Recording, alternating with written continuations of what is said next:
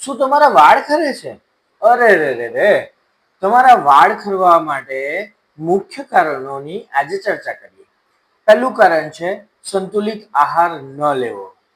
બીજું છે તમારા શરીરમાં કોઈ પણ પ્રકારનો રોગ હોય, જેમ કે ડાયાબિટીસ, થાઇરોઇડ અને બીપી, જેની રેગ્યુલર તપાસ કરાવો.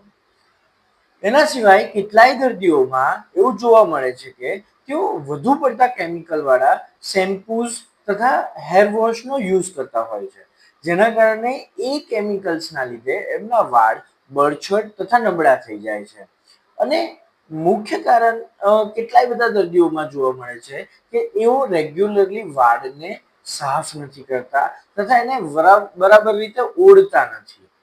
હવે હોમિયોપેથિક ડોક્ટર તરીકે હું તમને સલાહ આપીશ કે તમે આ રસાયણવાળા શેમ્પૂઝથી દૂર રહો, સંતુલિત આહાર લો, તમારા શરીરની રેગ્યુલર તપાસ કરાવો અને વાળ ખરવા માટેનું મુખ્ય કારણ શોધો અને તેને દૂર કરો. અને તે છતાં જો કોઈ કારણ ન મળે તો ચોક્કસપણે હોમિયોપેથિક ડોક્ટરનો સંપર્ક કરો. Thank you.